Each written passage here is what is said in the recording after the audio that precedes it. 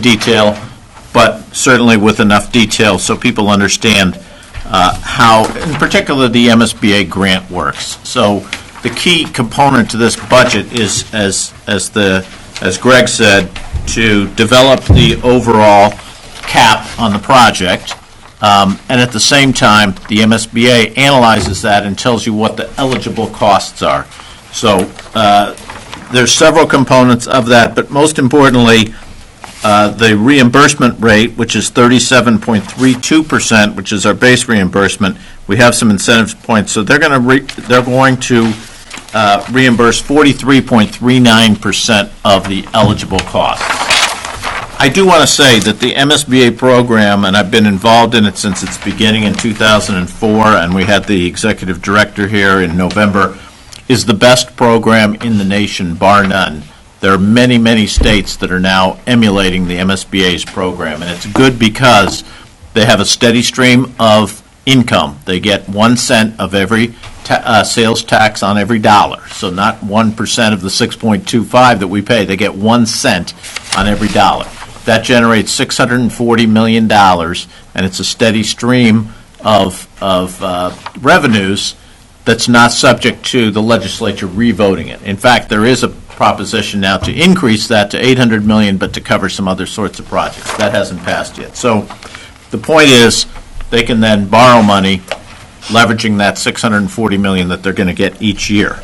So it's a great program, great opportunity for the school district, and you're very, very fortunate to be in. Just to give you a sense of how fortunate you are, they just named the projects that were successful for last year. 61 schools were submitted, 11 were funded. So 15% of the projects that are submitted are funded by the MSBA. And that was just about the same percentage when we were successful 2 years ago in getting the project funded. So you were very fortunate to be funded. So the components, as we look down, I'll try to use line numbers. And again, I won't go too fast because obviously this is small type, and at least for me, and has a lot of information packed into it.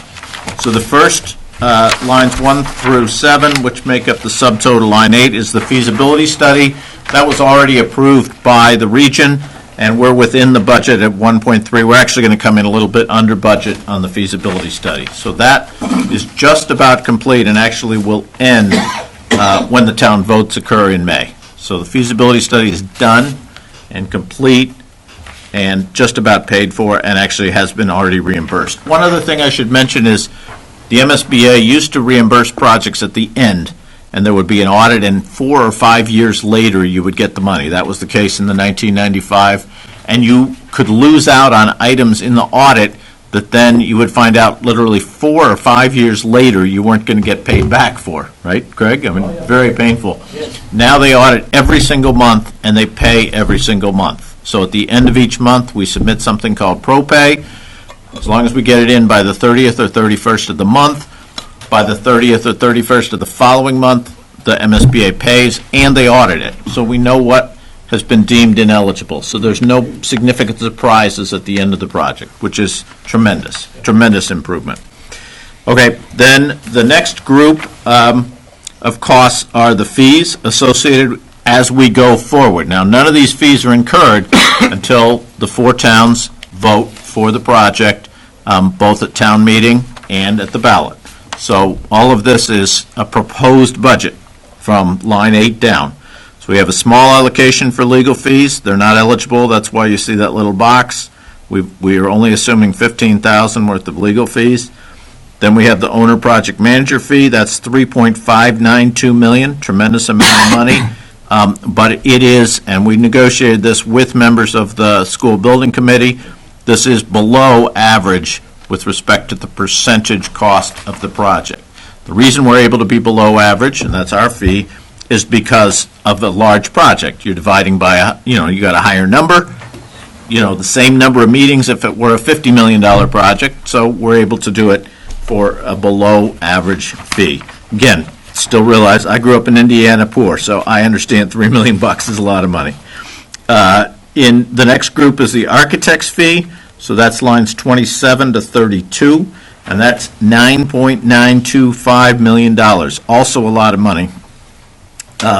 Again, below average, so it represents under 10% of the total construction cost. Now, I do want to point out a couple of the significant line items that run into that ineligible column. The one that is very significant, line 28 in the middle, $926,590. So as the note, these notes are by the MSBA, for represents designer services associated with ineligible square footage. So, again, this is getting into the weeds, but there is a certain amount of square footage in the building which is in excess of the MSBA guidelines. As Greg said, we cut 6,000 square feet out. There was some of this square footage that we could not cut out and still maintain the core educational program. So this box here, which is the last box from the bottom of the table, shows how those ineligible spaces are calculated. But in a nutshell, they include art, music, and some of the vocational and technical spaces.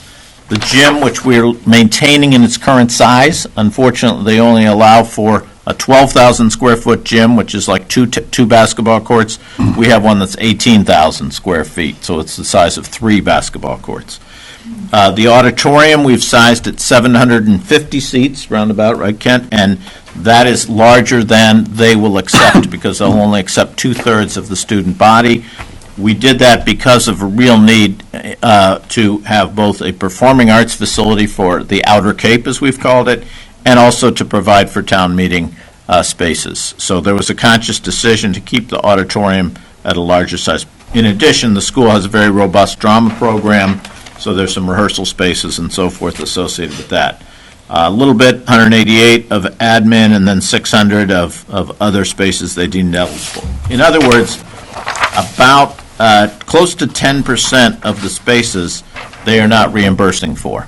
That's just the way their rules are, and they're unfortunately unbending in that. So that's why there's a deduction of 926 there that I mentioned on line 28, and similar reduction to the OPM fees in line 13. So then the next group of costs, which is from line 35 to 42, are what we sometimes call soft costs, but there are other sorts of engineering fees associated with building a building of this size, including survey, geotechnical, hazardous materials, which we have to remove and monitor, traffic studies, and so forth. Then we get into the meat of the construction, and that starts on line 53, continues all the way through line 100. So that is, and you see at the bottom in the bold type in line 100, column B, $104,708,165. That represents the total estimated cost of the project. That estimate is derived from 2 estimators, one group that works for my firm and one group that works as a consultant to Flansburgh. And we've used the architect's estimate because the architect has a contractual responsibility to bring the project in at this number. If they don't, they have to redesign at their cost. Okay? If they don't bring it in at this number, it has to be redesigned at cost.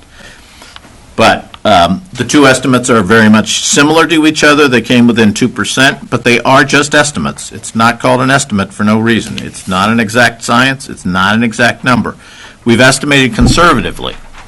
Why? Because this is called the maximum facilities grant. We cannot go back to the state for another $1 million if the bids come in high. We can't go back to the state if we find ledge. And not that there's a lot of ledge on the Cape, but if we were to, and there's a little bit actually at Nauset, some boulders, yep. If we were to find $2 million worth of ledge, can't go back to the state for more money, even if it's buried. So we're conservative with these numbers to make sure that, to the best of our ability, we can come in under. Now, there's a huge ineligible number here on line 99. So they only reimburse up to $333 per square foot of building. Unfortunately, school buildings in Massachusetts now cost well over $400 a square foot, as high as $500 in our case, close to $500. Why do they only reimburse $333? It's to even out the money across the Commonwealth. No school is being built for $333 a square foot. I've got a chart that the MSBA publishes that will show that every project that's planned for 2019, 2020, and 21 is over $400 a square foot. It's not that we're spending too much, it's the fact that this is what it costs to build a building of this type in the Commonwealth of Massachusetts. I brought along a chart which I'll share with you, which is on the MSBA website, which shows that our project is actually below average cost for projects planned in 2021. We're considered a 2021 project because that's when construction will start. Okay? So just following along and finishing up this spreadsheet, line 109, big number, $3 million, modulars are ineligible for reimbursement. So we have a plan to do this as phased construction, as we call it, building as much of the new space as possible up front, but nevertheless, we're going to need a number of modular classrooms to allow education to continue while we're under construction. So as much as 25 to 26 classrooms will have to be accommodated in modular facilities. They're not cheap. You still have to provide access, you still have to provide bathrooms, you still have to make it a safe place and a decent place for kids to go to school. Some of those teachers may be in there 2 years, even potentially some in for 3 years. So, and we don't want to lose students, needless to say. And it's not fair to the students who are there that they get a substandard education while we're under construction with this wonderful new school, let's face it. So, and then moving costs are also ineligible. And then finally, what they call furniture, fixtures, and equipment. Also, they use only $1,200 per student. With high schools, we've found that they cost more like $1,600 per student, and so we've allowed for some extra money there. So you take all of those ineligible costs, and they total $43 million. It's a lot of money that's ineligible, but it's just following the MSBA rules. This is actually the MSBA's calculation exactly of how much is eligible and ineligible. So we also have contingencies for change orders. We have contingencies for other items that may occur during the design process. I will point out, because I think some people are aware of it, line 129, cost recovery. The school district now over 10 years ago embarked on new windows and roofs, so that cost was subsidized by the MSBA. They're going to recover their portion of the depreciated amount of the windows there, and that's a calculation that's in this final box here. It ends up only being about $400,000, and that was a $4 million project. So we did pretty well. So wherever we're demolishing buildings where they paid for the roofs and windows, that money is being taken back. I will say that wherever possible, we're going to actually save the roofs, even though they're 10 years old. We're not replacing them. They'll be 12 years old by the end. And some of the windows we're able to save. So Kent and his team have done a good job saving those pieces wherever possible and wherever feasible. Okay? So, as Greg said, the bottom line is 131,825, 665, of which $43 million is ineligible. And when we do all the math, it ends up being about a $97 million maximum cost to the towns. I think we ended up just around 97. We had hoped for a little bit better, frankly, but the MSBA's reimbursement rate unfortunately went down by about half a point this year. It's nothing we have any control over. It's simply the way they calculate reimbursement, which is based on property values, which unfortunately are going up. I say unfortunately in that that's the basis for the calculation. Obviously, it's good if you're selling your home. So that's where we are with respect to this budget. So it's been very carefully crafted. As I said, I purposely keep it on the high side because we can't go back. We never go back to cities and towns for more money. That's the losing proposition. So we need to stay within this budget. We can stay with this within the budget, and we will.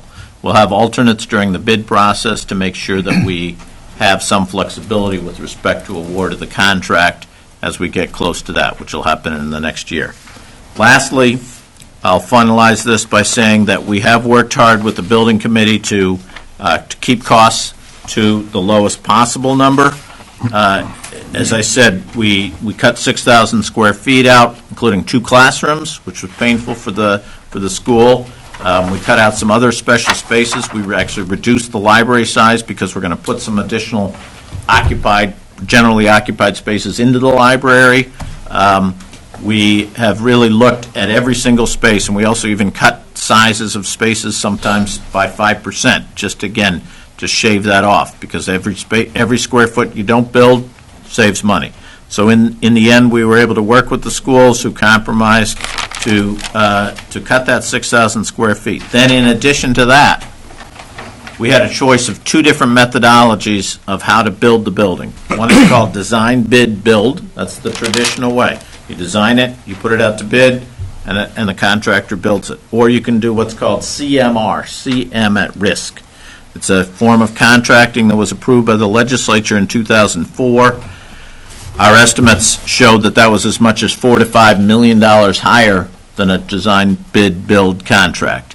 Based on the success that they've had at Cape Cod Tech, based on the $5 million additional cost, and based on the fact that the belief was that our team could handle kind of doing a major renovation of this scale with a general contractor who was a low bidder, and the fact finally that we had 3 contractors indicate that to the best of their prediction at this point in time, they would bid on the project. Good contractors, the same ones that bid on Cape Cod Tech, in fact.